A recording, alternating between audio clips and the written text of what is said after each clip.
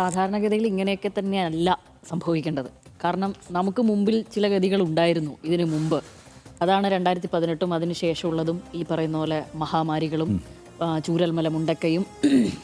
ആ സമയത്ത് മറ്റൊരു ഗവൺമെൻറ്, മറ്റൊരു സർക്കാർ ഇവിടെ ഉണ്ടായിരുന്നു, ഒരു ഉദ്യോഗസ്ഥ തലം ഇവിടെ ഉണ്ടായിരുന്നു. അവരുടെ ഒരു പ്രവർത്തനങ്ങൾ, അതായത് ദുരന്തമുഖത്ത് എങ്ങനെയാണ് ഫലപ്രദമായി കേരളം അതിനെ അഭിമുഖീകരിക്കുന്നത്, അതിൽ ഇടപെടുന്നത് എന്നുള്ളത് മാതൃകാപരമായി തന്നെ കണ്ടുകൊണ്ടിരുന്ന ഒരു ജനതയാണ് നമ്മളെന്നാണ് ഞാൻ വിചാരിക്കുന്നത്.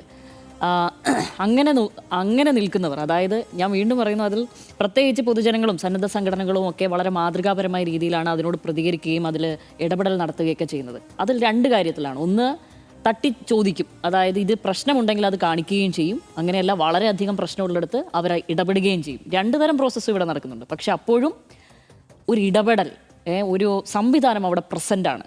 ശരിക്കും തുടക്കം മുതൽ തന്നെ അതിൻ്റെ എല്ലാ ഗൗരവവും ഉൾക്കൊണ്ടുകൊണ്ട് ഒരു സംവിധാനം അവിടെ പ്രസൻ്റാണ്.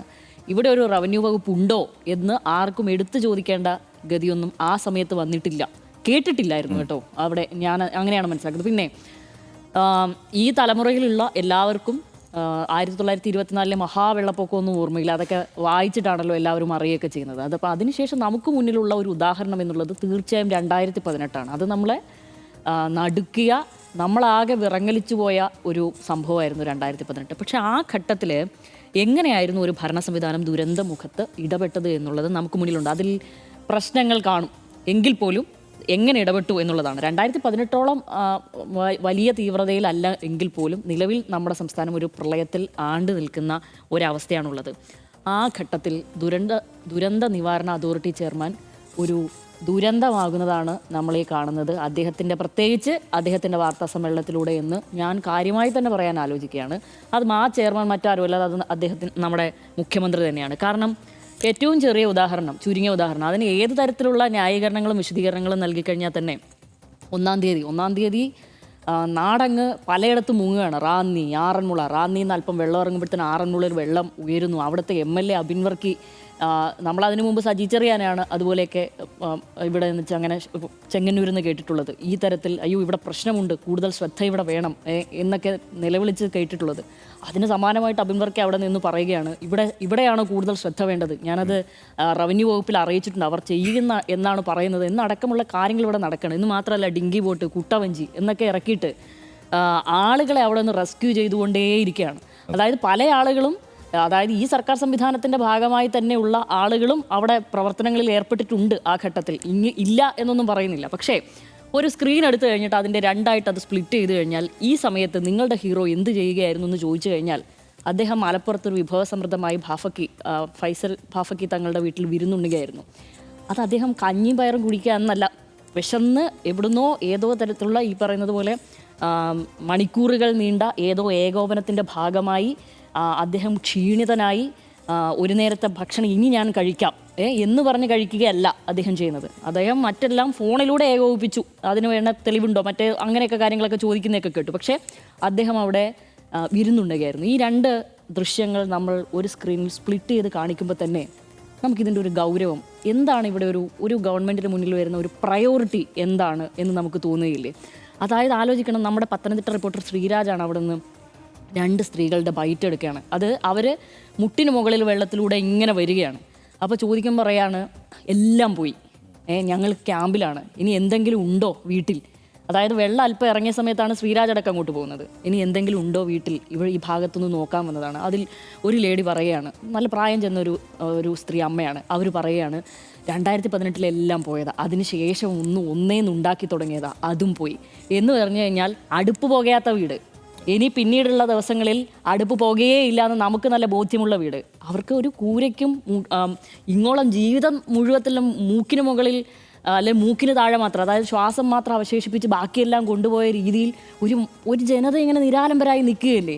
അപ്പോൾ നമ്മൾ ഏതിനാണ് പ്രയോറിറ്റി കൊടുക്കുക എന്നുള്ളത് ഒന്നാമത്തെ ചോദ്യം. ആ ഘട്ടത്തിലാണ് നമ്മളൊരു ആശ്വാസത്തിനായി ഇനി അത് എന്തെങ്കിലും ആ സമയമെടുത്ത് കയ്യിൽ വെച്ച് കൊടുക്കേണ്ടതല്ല. ഒരു ദുരന്തമുഖത്ത് ഒരു സംവിധാനം എങ്ങനെ പ്രവർത്തിക്കുന്നത് നമുക്കറിയാം. അവർ ഈ പറയുന്ന പോലെ ക്യാമ്പിലേക്ക് മാറ്റി അവിടെ അവശ്യ വസ്തുക്കൾ കൊടുത്ത് അവരെ ആദ്യം ജീവിപ്പിക്കുവാൻ വേണ്ടിയിട്ട് നമ്മളൊന്ന് തയ്യാറെടുത്തു. അവർക്കൊരു ഭൗതിക സാഹചര്യം ഒരുക്കി കൊടുക്കുക എന്നുള്ളൊരു പ്രധാനപ്പെട്ട ഘടകമുണ്ട്. അത് ആരൊക്കെ ചേർന്ന് ഒരുക്കുക എന്ന് പറഞ്ഞു കഴിഞ്ഞാൽ നമ്മളൊരു ഒരു ഒരു വലിയ ശബ്ദത്തിനായി നമ്മൾ കാത്തിരിക്കും. ഞാനത് പറയാൻ കാരണം തന്നെയുണ്ട്. അങ്ങനെ നോക്കുന്ന ഒരു മനുഷ്യനാണ് അദ്ദേഹം. മറ്റെല്ലാ ഉത്തരവാദിത്തങ്ങളും അവിടെ നടക്കുന്നുണ്ട്, ഞാനതിൽ മറ്റേതോ തരത്തിൽ ഫോണിലെയോ മറ്റോ ടെലിപ്പതിയായി അതിനെ ഓപ്പറേറ്റ് ചെയ്യുന്നുണ്ട് എന്ന് പറഞ്ഞുകൊണ്ട് അദ്ദേഹം വിരുന്നുണ്ണാൻ പോയിരിക്കുന്നത് എന്നുള്ളതാണ്. ആ ഘട്ടത്തിലാണ് ഞാൻ വീണ്ടും പറയുന്നത്, 2018 പ്രളയത്തിന് ശേഷം പ്രളയത്തിൻ്റെ ആ ഘട്ടത്തിൽ ഞാൻ വീണ്ടും എനിക്ക് ഓർമ്മയുള്ളത്, നമ്മളൊന്നിച്ചിറങ്ങുകയല്ലേ എന്നാണ് ചോദിച്ചത്. കക്ഷി രാഷ്ട്രീയ ഭേദമന്യേ നമ്മളൊന്നിച്ചിറങ്ങുകയല്ലേ എന്ന്. അത് ചോദിച്ചത് പിണറായി വിജയനാണ്. അതായത് അന്ന് മുഴുവൻ നിശ്ചയിച്ച പരിപാടികൾ മുഴുവൻ റദ്ദ് ചെയ്ത് അദ്ദേഹം വാർ റൂം തുറന്നുകൊണ്ട്, അദ്ദേഹത്തിൻ്റെ ഓഫീസിൽ വാർ റൂം തുറന്നുകൊണ്ട് 24/7 വാർ റൂം തുറന്നുകൊണ്ട് അദ്ദേഹം കാര്യങ്ങളെ ഏകോപിപ്പിക്കുകയായിരുന്നു. അദ്ദേഹം ആ സമയത്ത് ക്ഷീണിതനായിരുന്നു. അദ്ദേഹം ആ സമയത്ത് അദ്ദേഹത്തിന് വ്യക്തിപരമായ ആരോഗ്യ പ്രശ്നങ്ങളുണ്ടായിരുന്നു. അതൊക്കെ പാടെ അവഗണിച്ചുകൊണ്ട് അദ്ദേഹം ഈ വാർ റൂം തുറന്നുകൊണ്ട് അവിടെ കാര്യങ്ങൾ ഏകോപിപ്പിക്കുകയായിരുന്നു. അദ്ദേഹം പട്ടിണി കിടന്നോ എന്നല്ല ചോദിക്കേണ്ടത്. ഞാൻ അറിഞ്ഞില്ലായിരുന്നു അദ്ദേഹം പട്ടിണി കിടക്കുകയായിരുന്നു ആ ഘട്ടത്തിൽ. അതൊരു പരിഹാസമാണ്. പക്ഷേ അദ്ദേഹം അറിയാത്ത അങ്ങനെയെങ്കിൽ കുറച്ച് കാര്യങ്ങൾ കൂടി ഉണ്ടല്ലോ അവിടെ. അദ്ദേഹം എന്തായിരുന്നു ചെയ്തുകൊണ്ടിരുന്നത് എന്നെങ്കിലും പറയണ്ടേ. അവിടെ ഒരു ഏകോപനം എന്ന നിലയ്ക്ക് ഒരാൾ മുൻകൈയെടുത്ത് ഇറങ്ങുകയാണ് എന്നുള്ളത് ഈ നാട്ടിലെ CPM കരുതി. ഇപ്പോൾ ഞാനിത് പറയുന്ന ഘട്ടത്തിൽ നമ്മുടെ കമൻറ്റ് ബോക്സിലൊക്കെ വരും കമ്മികൾ കരയുന്നു എന്നൊക്കെ. പക്ഷേ ചില സത്യങ്ങൾ, വസ്തുതകൾ നമുക്ക് പറയാതെ പോകാൻ പറ്റുകയില്ല. കാരണം 2 സാഹചര്യമാണ്, 2 ഉദാഹരണങ്ങളാണ് നമുക്ക് മുന്നിലുള്ളത്. ഏതാണ് നല്ലത് എന്ന് നമുക്കൊന്ന് ഒന്ന് തട്ടിച്ചു നോക്കാൻ കഴിയുന്നു. പ്രത്യേക ചിത്രത്തിൽ വലിയ ക്രൈസിസുകൾ അനുഭവിക്കുന്ന ഒരു സമൂഹം എന്ന നിലയ്ക്ക് ചിലപ്പോൾ നമ്മൾ നേരിട്ട് ബാധിക്കപ്പെട്ടിട്ടുണ്ടാവില്ല. പക്ഷേ ഒരു സമൂഹം എന്ന നിലയ്ക്ക് നമ്മുടെ ഭാഗമാണ് ഇതൊക്കെ. അതിനോട് നമ്മൾ താതാത്മ്യപ്പെടും. നമുക്ക് ആ രീതിയിലുള്ള മനസ്സും കൂടിയുള്ള ആളുകളാണല്ലോ മലയാളികൾ. അതാണ് ഞാൻ നേരത്തെ പറഞ്ഞത്, ഒരു ദുരന്തത്തിനോട് എങ്ങനെയാണ് അവരതിനെ അഭിമുഖീകരിക്കുന്നത് എന്നുള്ളതൊക്കെ മാതൃകയായ ഒരു സ്ഥലമാണ് നമ്മുടെ കേരളം എന്നുള്ളത്. മുൻകാലങ്ങളിൽ നമുക്കത് അറിയുകയും ചെയ്യാം. നമ്മളെങ്ങനെയാണ് ഒരു ജനതയെ നേരെ നട്ടലോടെ ഉയർത്തിപ്പിടിച്ച് നിൽക്കാൻ ശീലിപ്പിച്ചത് എന്നുള്ളത്. അതിൽ പ്രത്യേകിച്ച് ഏതെങ്കിലും തരത്തിലുള്ള ദുരഭിമാനം പോലും ഒരു മനുഷ്യർക്ക് തോന്നാത്ത വിധത്തിൽ അവരെ ഏത് തരത്തിലാണ് ജീവിപ്പിച്ചത്, പുനരുജ്ജീവിപ്പിച്ചത് എന്നൊക്കെ നമുക്കറിയാവുന്നൊരു കാര്യമാണ്. അതുകൊണ്ടാണ് ഞാൻ പറഞ്ഞത് അന്ന് നമുക്ക് നമ്മളൊന്നിച്ചിറങ്ങുകയല്ലേ എന്നുള്ളത്. ആ ചോദ്യവും ആ ധൈര്യവും മതി. ഇന്നാട്ടിലെ CPM മാത്രമല്ല അദ്ദേഹത്തിന് ഒരു ക്രൈസിസ് മാനേജർ എന്ന പേര് കൊടുത്തത് എന്ന് വിചാരിക്കുന്ന ആളെയല്ല ഞാൻ. അത് ഒരു വിഭാഗം ജനതയെങ്കിലും അത് അംഗീകരിച്ചൊരു കാര്യമാണ്, അതുള്ളതാണ്. ആ ഘട്ടത്തിൽ ആണ് നമ്മൾ ഇതൊക്കെ കാണുന്നത്. ഏത് വിരുന്ന്, ഹെലികോപ്റ്റർ, സ്വർണ്ണക്കട ഉദ്ഘാടനം. അപ്പോൾ ഇന്നാട്ടിലെ ആളുകൾ ചോദിക്കില്ലേ ഓണത്തിനിടക്കാണോ പുട്ടുകച്ചവടം എന്ന്? അതിനർത്ഥം എന്താ? അപ്പോൾ അദ്ദേഹം പറയുന്ന മറുപടി ഈ വിധത്തിലാണ്. അതായത് ഓണത്തിനിടക്കല്ലേ പുട്ടുകച്ചവടം എന്ന് പറഞ്ഞു കഴിഞ്ഞാൽ ഓണത്തിനിടക്കാണോ പുട്ടുകച്ചവടം എന്ന് ചോദിക്കുന്നു കഴിഞ്ഞ് കഴിഞ്ഞാൽ ഇതിനും വലിയ പ്രാധാന്യം ഉണ്ടായിരിക്കുന്ന ഒരു കാര്യം ഉള്ളപ്പോഴാണോ ഈ നിസ്സാര കാര്യം ചെയ്യുന്നത് എന്നാണല്ലോ അതിനെക്കൊണ്ട് അർത്ഥമാക്കുന്നത്. പക്ഷേ ആ ഘട്ടത്തിൽ അങ്ങനെ ഒരു ചോദ്യം വന്നു കഴിഞ്ഞാൽ അദ്ദേഹം പറയുന്നത്, ഓണം എന്തെങ്കിലും പ്രശ്നമുണ്ടോ? അശ്ലീലമാണോ? പുട്ട് പ്രശ്നമുണ്ടോ? ഇല്ല. കച്ചവടം പ്രശ്നമുണ്ടോ? ഇല്ല. പിന്നെ ഓണത്തിനിടക്ക് പുട്ട് വെച്ച് ഇതാണോ പ്രശ്നം? ഈ രീതിയിലാണ് അദ്ദേഹം അതിനോട് പ്രതികരിക്കുന്നത് എന്നുള്ളതാണ്. അതായത് ഞാനൊന്ന് ഭക്ഷണം കഴിച്ചതിനാണോ? എന്തൊരു നാടകീയമായിട്ടാണ് അദ്ദേഹം അതിനെ സംഭവിക്കുന്നത്. അതിനിടയിൽ വലിയ ചോദ്യങ്ങൾ ചോദിക്കുന്നുണ്ട് കേട്ടോ, കാര്യങ്ങൾ. അല്ല, അതിലൊരു പ്രയോറിറ്റി പ്രശ്നമുണ്ടല്ലോ, ഒരു ഔചിത്യക്കുറവില്ല ആ കാര്യങ്ങൾ. ഞാനൊന്ന് ഭക്ഷണം കഴിച്ചതിനാണോ പ്രശ്നം? ഇതാണ്. അതായത് 2 ബധിരന്മാർ സംസാരിക്കുന്നത് പോലെയാണ് അദ്ദേഹം മാധ്യമപ്രവർത്തകരോട് ആ ഘട്ടത്തിൽ സംസാരിച്ചിരുന്നത്. ആ ചോദ്യം കേൾക്കില്ല. ഞാനൊന്ന് ഭക്ഷണം കഴിക്കുന്നതിനാണോ പ്രശ്നം? ഞാനൊന്ന് ഭക്ഷണം കഴിച്ചതിനാണോ പ്രശ്നം? ഒരു പട്ടിണിപ്പാവം അവിടെ ഇരുന്ന് കരയുന്നത് പോലെ തോന്നി എന്നുള്ളതാണ്. അതെന്തൊരു നേരത്തെയും അത് പലരും അത് എഴുതിയും കണ്ടു, പറഞ്ഞും കേൾക്കുന്നു, നമ്മൾ തന്നെ സംസാരിക്കുകയും ചെയ്യുന്ന കാര്യമാണ്. അദ്ദേഹം അന്ന് മംഗലാപുരത്തേക്ക് ചാർട്ടേഡ് ഫ്ലൈറ്റ് എടുത്ത് യാത്ര നടത്തിയ ഘട്ടത്തിൽ അദ്ദേഹത്തിനോട് ഇക്കാര്യം ചോദിക്കുമ്പോൾ ഞാനൊന്ന് അമ്പലത്തിൽ പോയതിനാണോ ഈ പ്രശ്നം എന്നുള്ളതാണ്. ഇതൊക്കെ വളരെ സെൻസിറ്റീവായ വാക്കുകളാണ്. ഞാനൊന്ന് അമ്പലത്തിൽ പോയതാണോ? എൻ്റെ ക്ഷേത്രാരാധനയാണോ? എന്നെ അത് കൂട്ടിയിട്ട് മറ്റേതെങ്കിലും രാഷ്ട്രീയത്തിൽ കൂട്ടിക്കെട്ടാനാണോ നിങ്ങൾ ആലോചിക്കുന്നത്? വരിവരിയായി ഇങ്ങ് വരുമേ ഈ കാര്യങ്ങൾ. രണ്ടാമത്തെ ഭക്ഷണമാണ്, വിശപ്പാണ്. ഇതൊക്കെ വളരെ സെൻസിറ്റീവ് ആയിട്ടുള്ള കാര്യങ്ങളാണ്. ഇനി അതേ കാര്യങ്ങൾ വെച്ച് തന്നെ ദുരന്തബാധിതരെ പറ്റി നമ്മൾ ചോദിച്ചു കഴിഞ്ഞാൽ ഭക്ഷണം ഒരു പ്രശ്നമാണ്. അത് പ്രശ്നമാണ് ഇവർക്ക് ഈ പറയുന്ന ഇദ്ദേഹം ഞാൻ അത് ചെയ്തതാണോ പ്രശ്നമെന്ന് ചോദിക്കുമ്പോൾ ഇതൊന്നുമില്ലാത്ത ആളുകൾ നിൽക്കുന്നുണ്ട്. അവരൊക്കെ നോക്കുന്നത് ഇദ്ദേഹത്തെയാണ്. അദ്ദേഹമാണ് ഇങ്ങനെ ചെയ്യുന്നത് എന്നുള്ളതാണ്. എന്നിട്ടുള്ള മറുപടികളാണ് ഞാൻ ഭക്ഷണം കഴിച്ചതിനാണോ പ്രശ്നം. പിന്നെ ഹെലികോപ്റ്റർ യാത്രയുടെ കാര്യം. അതായത് അദ്ദേഹം ഹെലികോപ്റ്ററിൽ യാത്ര ചെയ്യുന്നതാണോ? ഹെലികോപ്റ്റർ ഉപയോഗിക്കുന്നതിനാണോ? ഇവിടെ വാടക കൊടുത്ത് 1 മാസത്തെ വാടക കൊടുത്ത് ഇവിടെ ഇത് വെറുതെ ഇട്ടിരിക്കുന്നു. അപ്പോൾ 25 മണിക്കൂർ ഫ്രീ ആയിട്ടുണ്ട്. അത് ഞാൻ ഉപയോഗിച്ചിട്ടുണ്ട്. ഒരു ചില്ലിക്കാശ് സംസ്ഥാനത്തിന് നഷ്ടമായിട്ടില്ല എന്ന് അദ്ദേഹം പറയുമ്പം അതാണോ? ഹെലികോപ്റ്റർ ഉപയോഗിക്കണം, മുഖ്യമന്ത്രി ഹെലികോപ്റ്റർ ഉപയോഗിക്കണം എന്ന് പറയുന്ന ആൾ തന്നെയാണ് ഞാൻ. പുതിയ കാലത്ത് ചിലപ്പോൾ വളരെ പെട്ടെന്ന് എത്തേണ്ട സമയത്ത് തന്നെ വേണം. പക്ഷേ എന്തിനു ഉപയോഗിക്കണം എന്നുള്ളൊരു കാര്യമില്ല. അതല്ലേ ഔചിത്യം.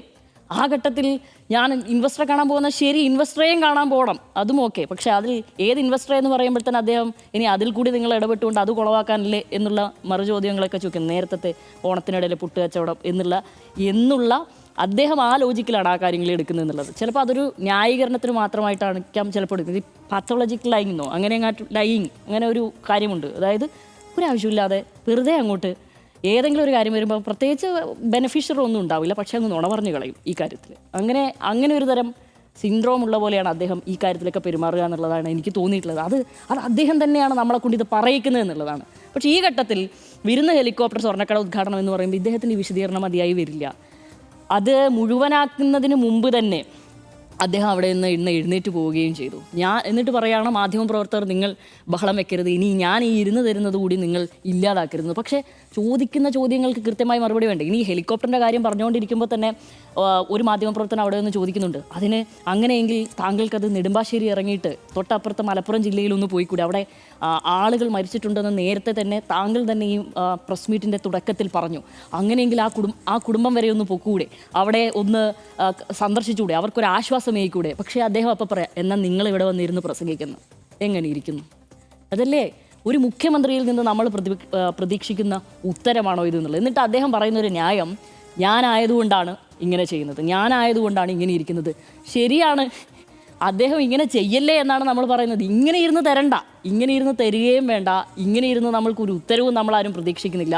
ചില ന്യായമായ ചോദ്യങ്ങളാണ് ചോദിക്കുന്നത്. സ്വാഭാവികമായ ഒരു ദുരന്തമുഖത്ത് നിൽക്കുമ്പോൾ മുന്നത്തതും ഇപ്പോഴത്തതും തമ്മിൽ നമ്മളെല്ലാവരും ഒന്ന് താരതമ്യപ്പെടുത്തിപ്പോവും. ജീവനാണ് പ്രധാനം, നമ്മൾ വൃത്തിയായി ജീവിക്കണമെന്നും ഒരു സമൂഹം എന്ന നിലയ്ക്ക് വളരെ അഭിമാനത്തോടു കൂടി കേരളം എല്ലാ രാജ്യങ്ങൾക്ക് മുന്നിലും നിൽക്കണമെന്ന് വിചാരിക്കുന്നതാണ്. ഇന്ത്യയിലെ മറ്റ് സംസ്ഥാനം പോലെയൊന്നല്ല കേരളം എന്ന് ഞാൻ വിചാരിക്കുന്ന പല വിഷയങ്ങളിലും ഇന്ത്യയിലെ മറ്റ് സംസ്ഥാനം പോലെയല്ല കേരളം.